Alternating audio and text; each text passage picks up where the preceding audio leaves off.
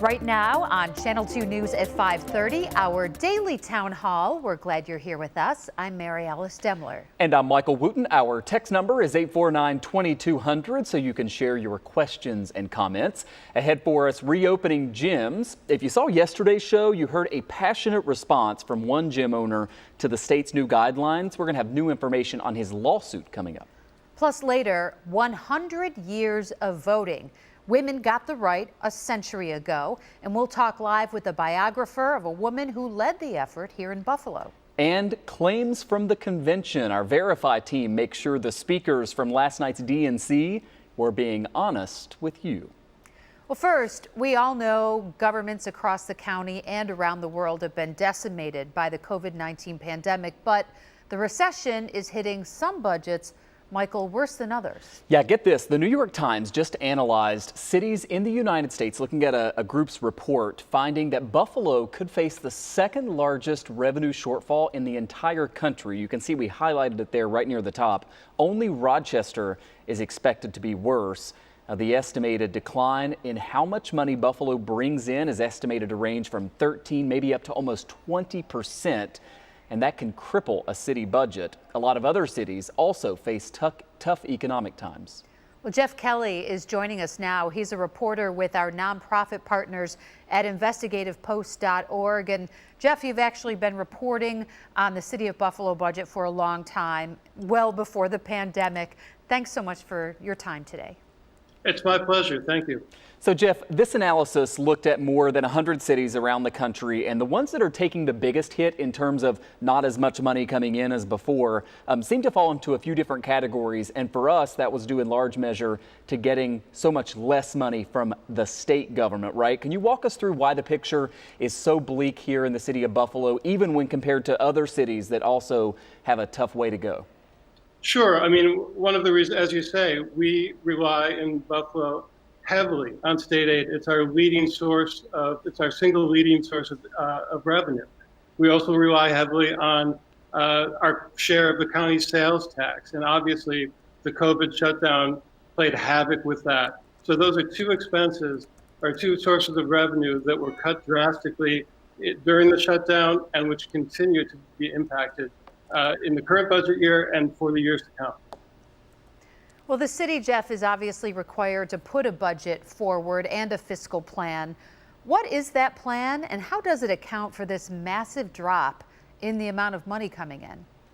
Well, it relies on federal aid. I mean, basically, the city is hoping that the federal government will come forth with $65 million in federal aid, which has not been approved by Congress. If that money does not materialize, the mayor has said that he will borrow as much as is necessary to plug whatever deficit may materialize. Now, the study the Times cites, they say that that deficit could be as much as $104 million if the worst case scenario happens. So, Geoff, just to talk a little bit more about this and kind of relying on the federal government to come in and fix this, I don't know if at this point, considering the politics in Washington, D.C., anyone should feel comfortable with that. In your story that is up, I believe, online right now, you quote one of the co-authors of this study saying, if there is no federal intervention, these cities are in big trouble, of course, referring to Buffalo and some other places. I know you say the mayor thinks he can borrow his way out of this if the federal government doesn't come in, but is that realistic at over $100 million? And if not, are we looking at huge cuts to services, tax increases? I mean, what do you do? Well, the mayor told us as well that he is counting on federal intervention, and that without federal intervention, even with borrowing, it seems likely that services and will suffer in the years to come. They will have to, one way or the other, because even if we borrow our way out of trouble, we got to pay that money back.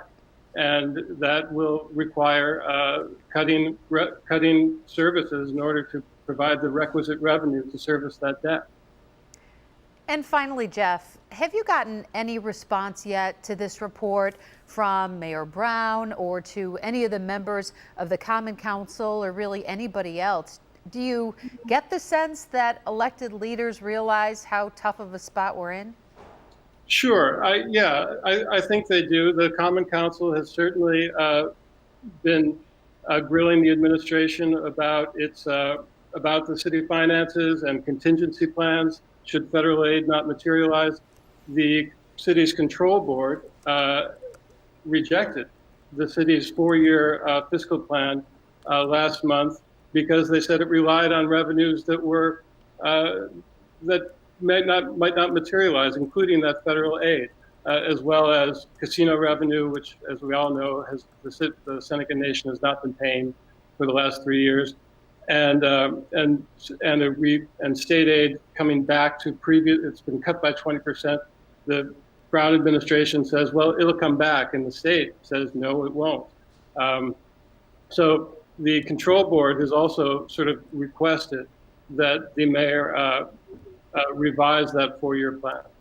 Hey, Geoff, before we go, so when we talk about the debate that's happening in Washington, D.C. right now, it is people who are opposed to the federal government kind of bailing out cities and localities say that these are places that have been poorly run financially for a long time, and it's not just related to the pandemic. Based on your reporting over a long period of time, how much of this is related to the pandemic and the loss of money from Albany versus how much of it is just kind of baked in over the years?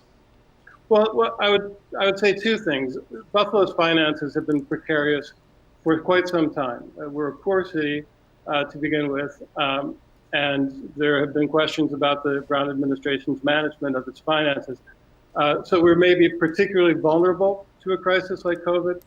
But it's important to note also that this study coming forth, which is forthcoming in the National Tax Journal in September, finds that cities across the country, whether they're in blue states or red states or so-called purple states, they're all afflicted by this, by the COVID pandemic.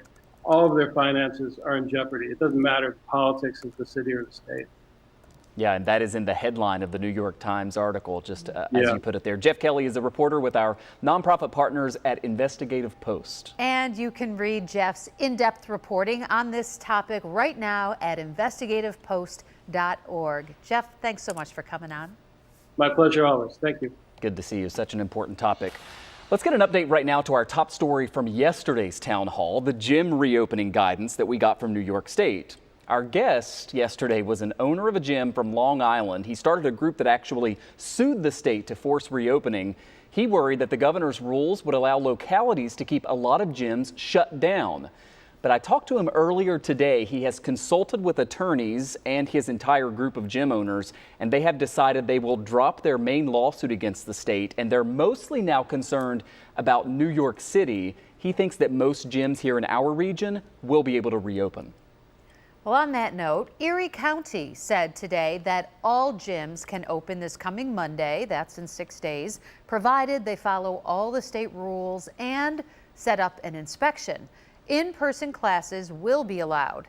Niagara County does not have a firm date for gyms yet, but the chair of the county legislature, Becky Whittish, told Two on Your Side that will happen as soon as possible, and indoor classes will likely be allowed there as well. So for those of us really missing our gym time, Michael, in this pandemic era, can't wait for this to happen. I think there are a lot of people really kind of breathing a sigh of relief. Yeah, no doubt. And good to see that the numbers are in such a good place here in Western New York. And so it does seem like everyone is still taking all the precautions and going to do it safely. Oh, yeah, absolutely. It's not going to be the old normal. It's going to be the new normal. But with a mask on. Yeah, better than nothing at all.